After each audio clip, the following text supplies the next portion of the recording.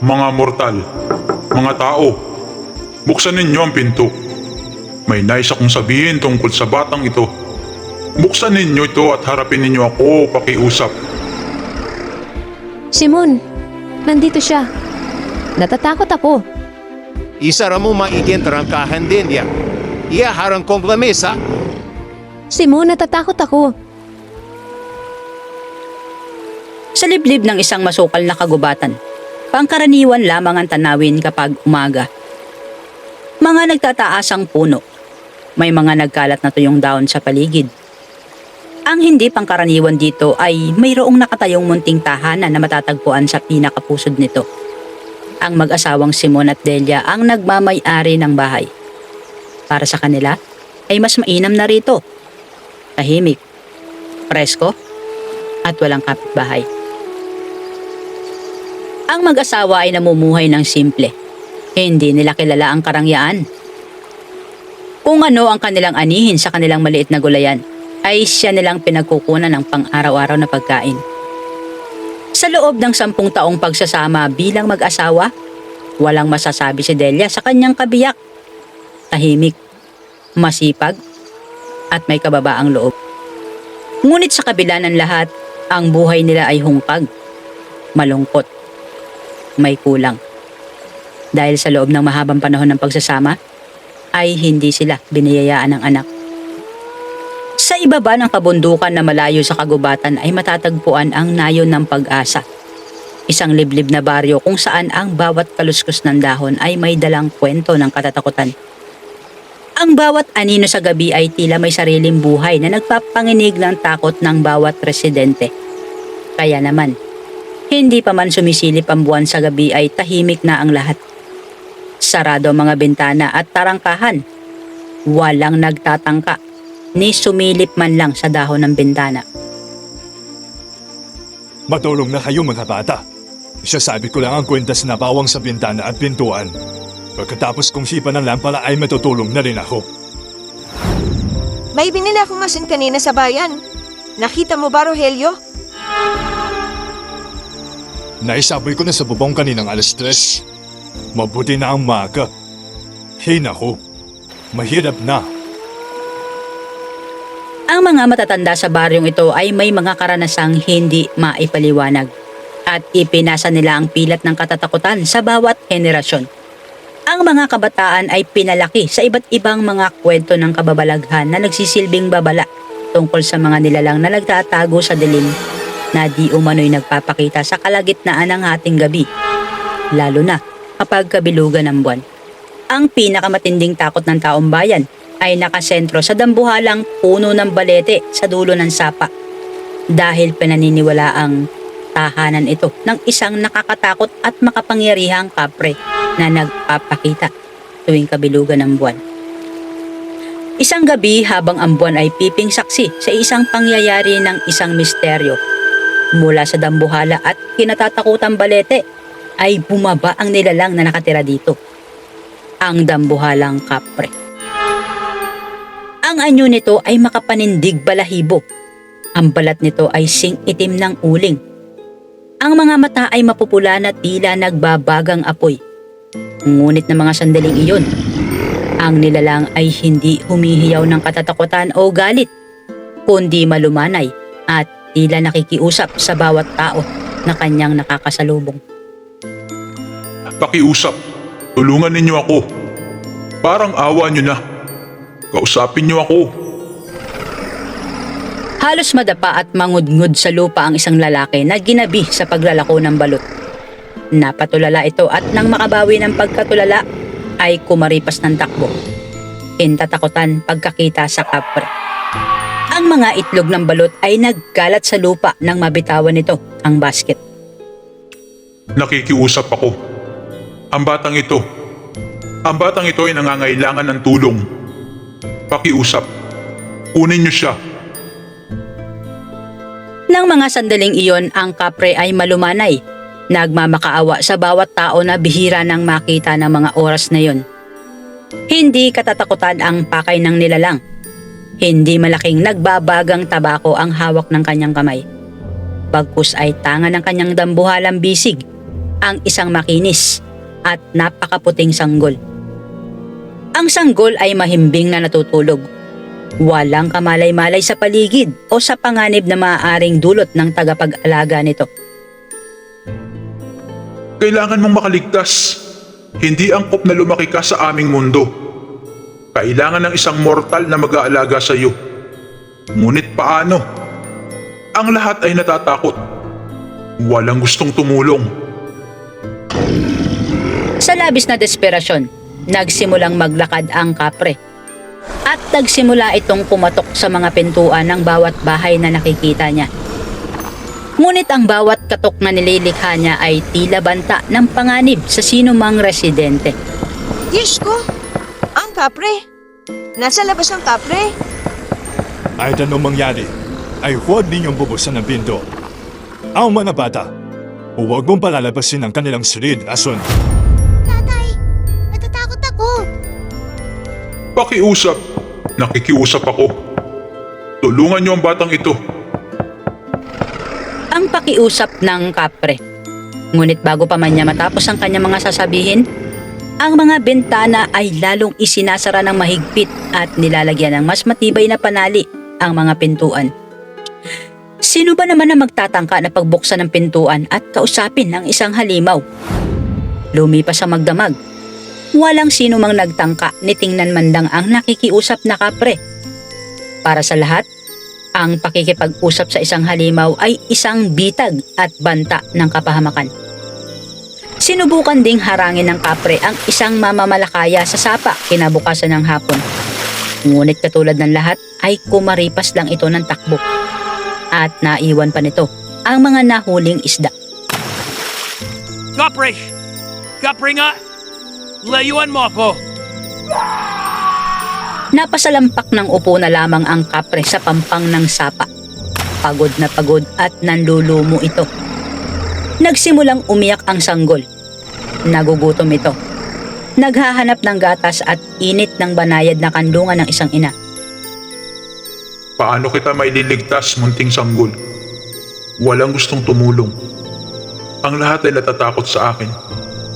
Hindi nila maintindihan ang pagsusumamo ko. Nang mahimasmasan ay nagpatuloy sa paglalakad ang kapre. Nadagdagan ng kanyang desperasyon dahil sa walang tigil na pag-iyak ng sanggol. Hanggang sa narating niya ang hangganan ng kagubatan at natanaw niya ang nag-iisang maliit na dampa roon. Ito ang bahay ng mag-asawang Simon at Delia. Lumapit ang kapre at mahinang kumatok sa pintuan. Bagamat suko na siya na makahanap ng tagapag-alaga ng sanggol, ay hindi siya bumibitaw sa kakarampot na natitirang pag-asa sa kanyang puso. Gagawin niya ang lahat. Hindi siya pwedeng mabigo. Sino yan? Ang boses ni Simon ay may otoridad. Wala silang inaasahang bisita noon pa man, lalo na sa 10 oras ng gabi. Madali siyang nagtungo sa batalan at kinuha ang bagong hasang itak. At saka isinoksok din sa tagilirang baywang ang isang lumang balaraw. Nakahanda siya sa anumang pagbabantang panganib. Paumanhin sa abala. Pero nakikiusap ako. Tulungan ninyo ako. Sa narinig ay hintatakutan ang mag-asawa. Pamilyar ang boses. Bagamat malumanay, ay dumadagundong pa rin ito sa kanilang pandinig. Sa takot ay sumiksik si Delia sa likuran ni Simon at nakayakap na nagkubli roon. Simon, ang kapre. Ano ang pakay niya sa atin? Umalma ka, Delia. Hanggat nandito ako, hindi kita pababayaan. Ilan beses pang narinig ang katok. Dahan-dahang lumapit si Simon sa bintana at binuksan ito ng bahagya upang silipin ang nilalang. Mariin ang pagkakahawak niya sa itak. Binalot ng 100% sindak ang pagkatao ni Simon. Napaurong siya at pasalyang isinara ang bintana. Ang kapre nga. Magtago ka, Delia. Ako nang bahala rito. Ang halimaw, hindi siya sasantuhin ng itak ko. Huwag. Huwag ninyong isara. Parang awa nyo na. Ang sambit ng kapre na nagmamakaawa. Nakaload ito sa putikan habang tangan pa rin ang umiiyak na sanggol. Nagkakamali kayo. Hindi ko kayo sasaktan. Parang awa nyo na. Pakiusap. Kupkupin ninyo ang batang ito. Halimaw, lumayas ka.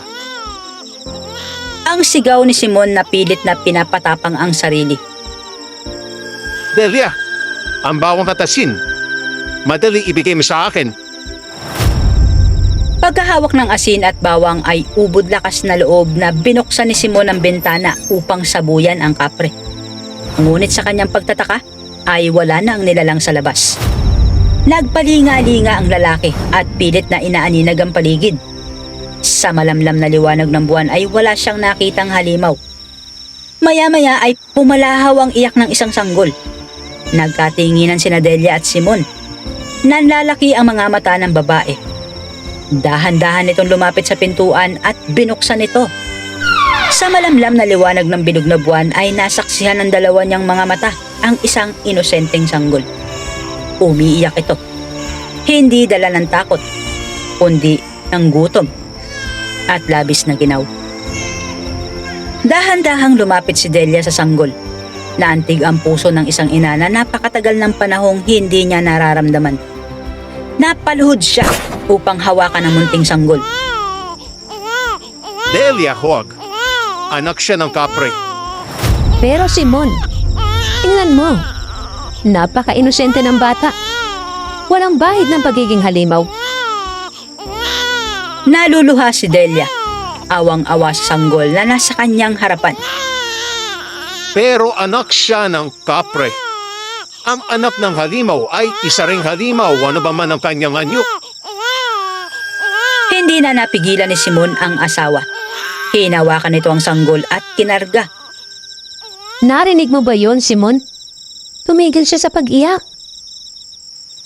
Dinala ni Delia ang sanggol malapit sa kanyang dibdib at masuyong niyakap ito. Doon niya naramdaman ang kumpas sa kanyang dibdib na matagal na niyang hindi naranasan. Isang pakiramdam na matagal na niyang hinahanap.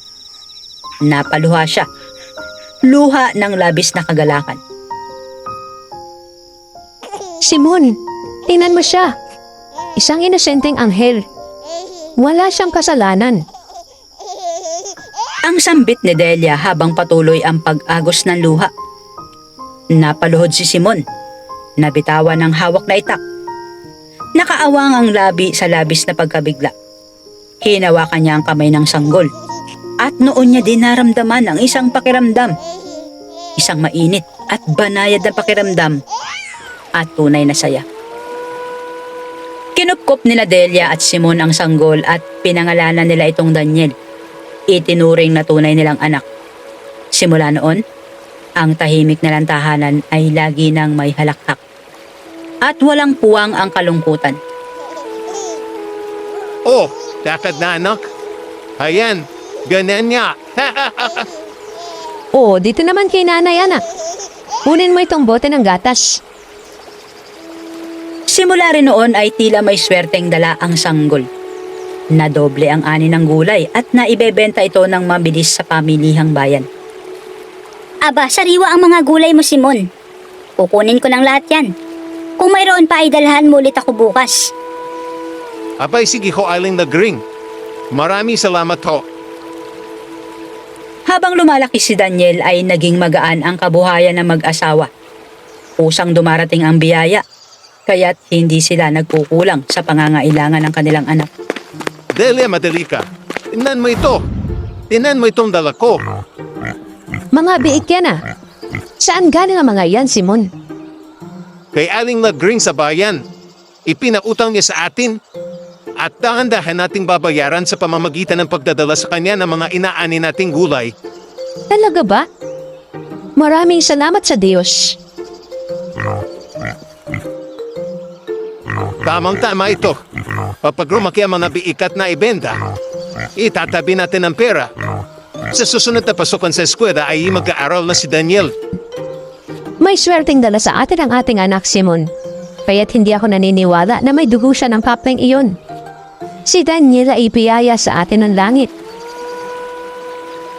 Ngunit sa kabila ng sayang dinulot sa kanila ng batang si Daniel, ay may hindi magandang epekto ito sa kanilang mag-asawa. Dahil simula noon ay tila may nakakahawang sakit sila sa paningin ng kanilang mga kababaryo. Kapag nakakasalubong nila ang ilan sa daan ay iniiwasan sila ng mga ito. Ang mga tindahan ay ayaw silang pagbentahan. Pabili nga po ng sabon, Aling Perla. Sabon? Naku, wala akong tindang sabon. Sa iba ka na lang bumili, pwede ba? Baka mahawaan pa na kung ano sumpa ang tindahan ko. Naku, mahirap na. Ang mga kabataan ay pinagbabawalan ng kanilang mga magulang na lumapit sa kanilang dampa at hindi pinapalapit sa kanilang anak na si Daniel. Tingnan ninyo mag-asawang iyan. Umuop-op ng anak ng dilim. Ang bulong-bulungan ng mga kababaihan na nakatambay sa tindahan ni Aling Perla. Ang halimaw ay halimaw. Hindi man niya yun. Ngunit darating ang panahon na tutubuan ang maitim na balahibo ang batang iyan. At ang kanyang mamamatay magiging mapula na nakakatakot. Tulad ng ama niyang kapre. Balang araw ay pagsisisiyan nila ang ginawa nilang pagkukup sa batang iyan. Balang araw ay kakainin sila ng buhay ng batang pinalaki nila at pinakain sa kanilang mga palad. Hindi nakaligtas sa pandinig ni Delia ang mga pasaring ng mga kababaryo nila. Kahit bihira pa sa patak ng ulan kung bumaba sila ng baryo, ay wala siyang naririnig na maganda. Bagkus ay pawang pang-iinsulto at panlalait. Ngunit wala naman silang magagawa, kaya't binaliwala na lamang nina Simon at Delia ang lahat. Ang tanging mahalaga sa kanila ay naging masaya sila sa pagdating ni Daniel sa kanilang buhay. Ang kanilang munting dampa na dati ay tahimik, ngayon ay napuno ng tawanan, laro at awit. Para sa kanila, ang pagdating ni Daniel ay isang biyaya. Mahal na mahal nila ang kanilang anak. Sa paglipas ng panahon at habang lumalaki si Daniel ay hindi rin naiiwasan ng mag-asawang Delia at Simon ang takot sa kanilang mga puso. Mahal na mahal nila si Daniel. Ngunit paano nga kung isang araw, magising na lamang sila sa isang bangungot? Paano kung isang gabi ay makita na lamang nila si Daniel na tinutubuan ng maitim na balahibo at nanlilisik na ang mga mata? Paano nga kaya kung minana nito ang pagiging halimaw ng tunay nitong ama? Paano nila tatanggapin ang katotohanan kapag isang araw ang anak nila ay isa ng ganap na halimaw o kapre? Simon, natatakot ako. Hinakabahan ako para kay Daniel. Paano kung... Ayan ka na naman, Delia. Hindi papaintulad ng Panginoon na maging isang anak ng dilim mga anak natin. Manalig ka. Si Daniel ay anak natin. At kung magkagayan man at maging kapre sa balang araw, huwag nating kalilimutan na anak pa rin natin siya. Ilang taon pa ang lumipas, ganap ng binatilyo si Daniel. Isang malakas at napakakisig na binata. Kakaiba man sa karaniwan dahil sa taglay niyang kakisigan, ay hindi ito kinakitaan ng kahit katiting na dugo ng pagiging isang halimaw. Napakakinis ng moreno nitong balat at ang kanyang mga mata ay tila asul na may dugong bughaw. Malayo sa inaasahan ng mga taga-baryo ng Pag-asa. Si Daniel ay isang binatang kaakit-akit, napakabait at malayo sa pagiging dugong kapre. At habang lumalaon ay lalo pang sinuwerte ang kanilang pamilya. Lumawak ang kanilang taniman ng gulay. Nakabili na rin si Simon ng lupang sakaan ng palay. At bukod sa mga alagang baboy ay mayroon na silang 2 kalabaw at mga kambing. Ang lahat ay taliwas sa inaasahan ng lahat. Walang dalang sumpa o malas ang pagkupkop ng mag-asawa sa inaakala ng lahat na anak ng kapre. Bagkus ay malaking biyaya ang tuloy-tuloy na bumubuhos sa kanilang pamilya. Daniel, anak, halika naman ang halian.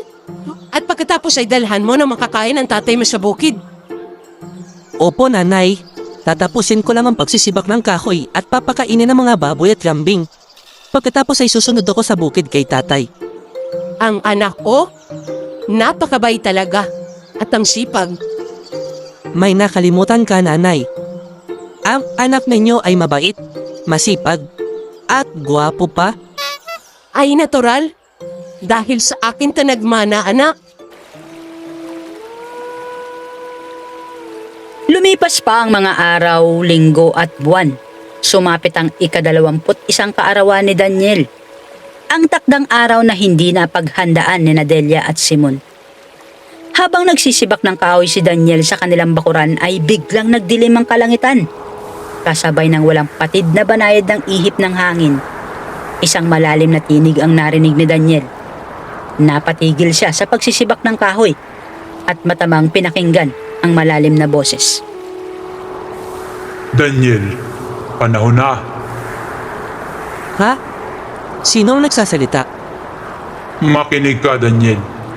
Dumating na ang takdang panahon upang ikaw ay magbalik sa tunay mong daigdig at makasama ang tunay mong pamilya. Nabitawan ni Daniel ang palakol na pangsibak ng kahoy at tila nahipnotismo ang binata. Naglakad ito palabas ng bakuran. Tuwid ang likod at diretso ang paningin. Mula sa bintana ng maliit nilang dampa ay nagtatakang napukaw ang pansin ni Delia sa ginawi ng kanyang anak. Hindi pa tapos ang pagsisibak? Bakit alis ang batang ito? At saan naman siya pupunta? Kabisado ni Delia ang ugali ni Daniel. Hindi ito basta iiwan ang gawain hanggat hindi natatapos. At lalong hindi ito aalis ng bahay nang hindi nagpapaalam sa kanila. Nang tuluyang makalabas ang binata, may kuryosidad na lumabas si Delia upang sundan ang anak. Nararamdaman niya ang kakaiba sa mga ginagawi nito ng sandaling iyon. Sinubukan niya itong tawagin upang kunin ang atensyon nito. Daniel, anak, saan ka ba pupunta? Magtatakip silim na. Ngunit tila hindi siya naririnig ng binata at nagpatuloy ito sa paglalakad. Habang papalayo ay naging pamilyar kay Delia ang dinaraanan. Ang malubak na daan na puro bato. Ang masukal na daanan na may nagtataasang talahib na damo. Maya-maya ay tumambad sa kanya ang hangganan ng sapa. At sa pinakadulo nito ay tanaw niya ang pamilyar at maalamat na matandang puno ng balete. Naguguluhan siya. Ngunit patuloy na sinundan ang anak. Huminto si Daniel sa paglalakad at humarap ito sa puno ng balete. Doon nagsimulang gapangan ng kilabot si Delia. Tila nagiging malinaw na sa kanya ang lahat. Hindi maaari ito.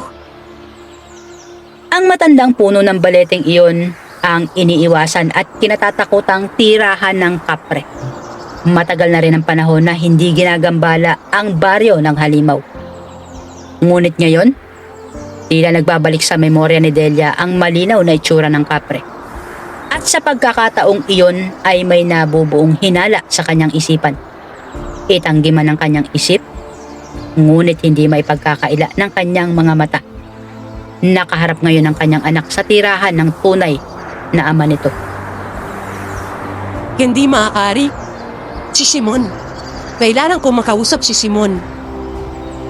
Bumuelta pabalik si Delia at sa pinakamabilis na akbang ay naglakad siya habang hindi tumitigil ang pag-agos ng kanyang luha.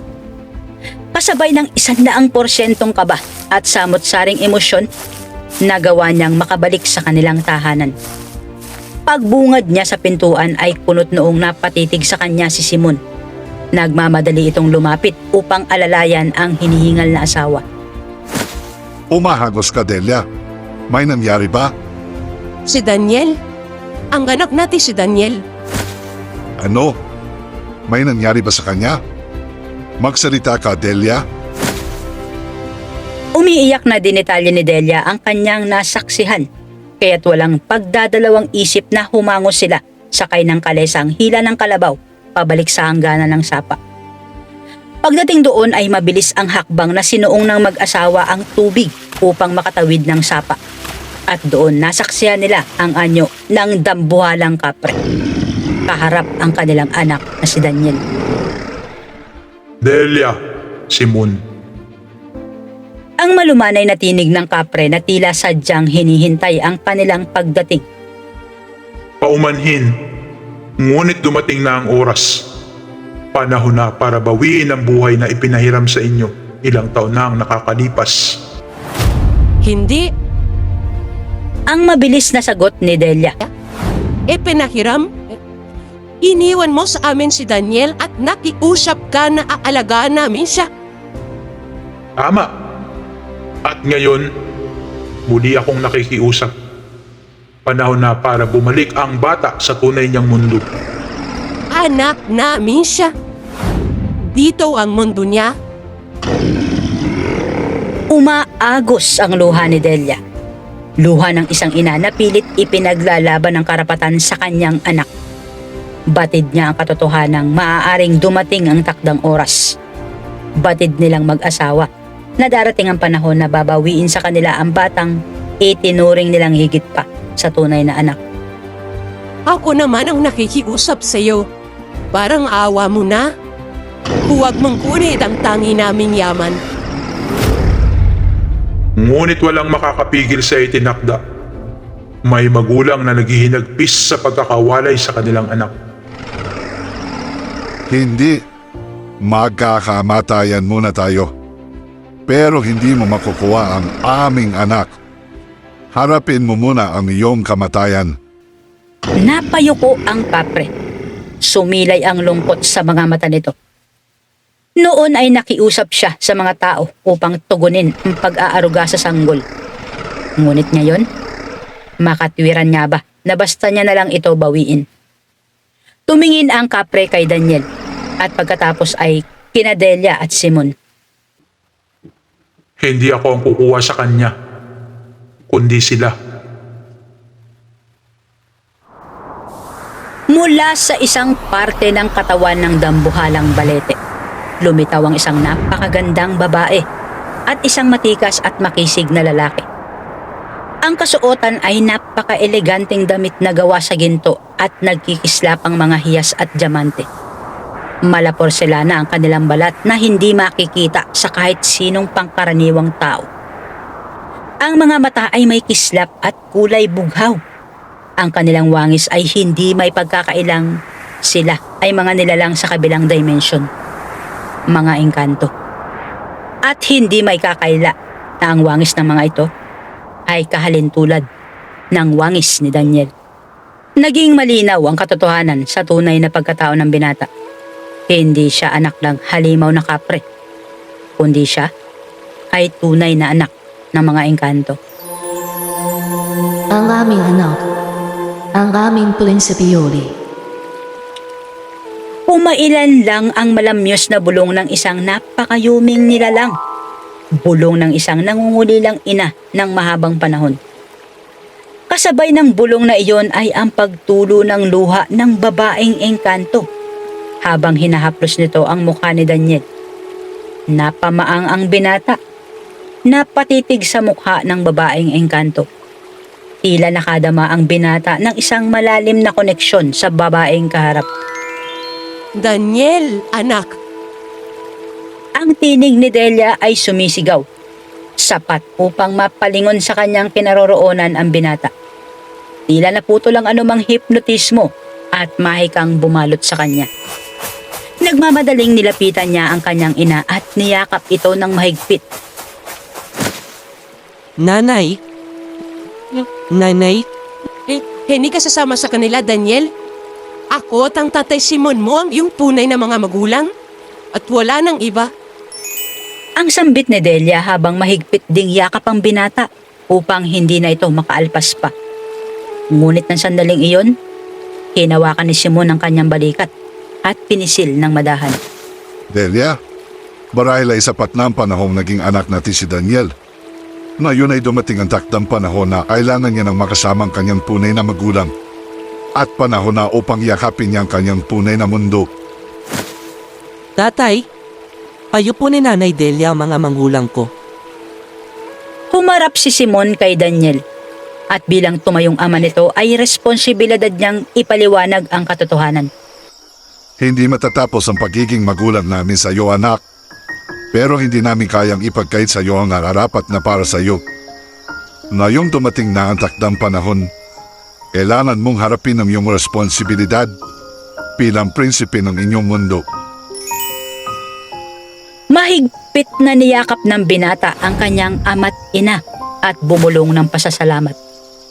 Mahal na mahal niya ang kanyang mga magulang. Ngunit hindi niya rin may tatanggi sa kanyang puso ang kakaibang koneksyon na nagbubuklod sa kanyang tunay na mga kadugo. Pagkabitaw niya sa pagkakayakap sa mga ito, ay bumalik siya at hinarap ang mga engkanto.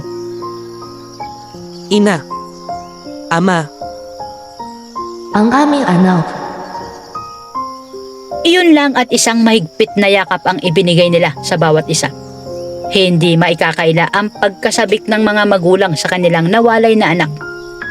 At pagkatapos ay muling hinarap ng mga engkanto ang mag-asawang Delia at Simon. Maraming salamat mga mortal.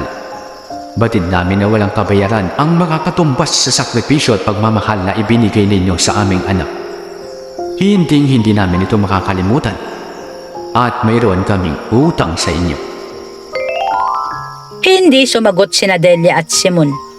Ngunit ang kanilang ngiti sa kabila ng walang humpay na luha ay sapat ng tugon sa paghingi ng pasasalamat ng tulad nila ay mga magulang din. Muling lumapit si Daniel sa kanila bilang huling yakap nito at muli ay bumulong ng walang hanggang pasasalamat at pagmamahal. Hindi sumagot sina Delia at Simon, ngunit ang kanilang ngiti sa kabila ng walang humpay na luha ay sapat ng tugon sa paghingi ng pasasalamat ng tulad nila ay mga magulang din. Muling lumapit si Daniel sa kanila bilang huling yakap nito at muli ay bumulong ng walang hanggang pasasalamat at pagmamahal. Napaiyak si Delia habang hinahagkan si Daniel sa huling pagkakataon. Ikaw lang ang aming anak. Ikaw lang ang aming kayamanan, anak ko. Mahal na mahal ka namin, Daniel, anak. mahal na mahal ko rin po kayo, nanay, tatay. Hindi ko kayo makakalimutan.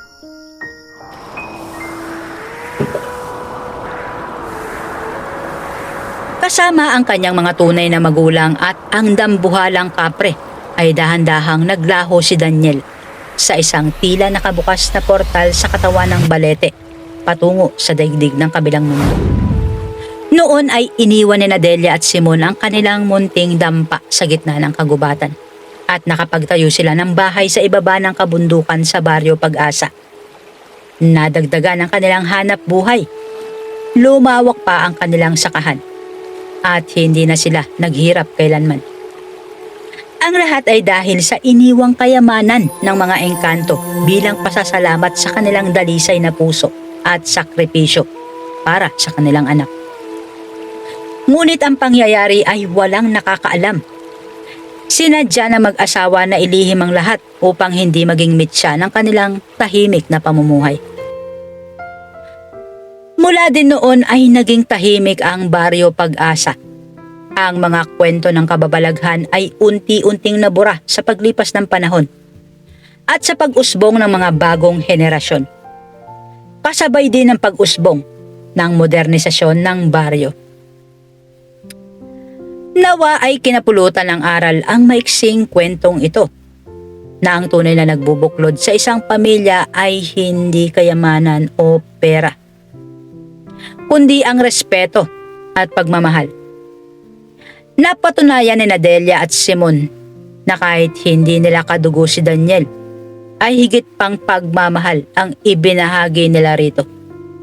Dahil ang tunay na pagmamahal ay hindi nasusukat sa dugo, kundi sa kakayahang ibahagi ang pagmamahal na ito kanino man.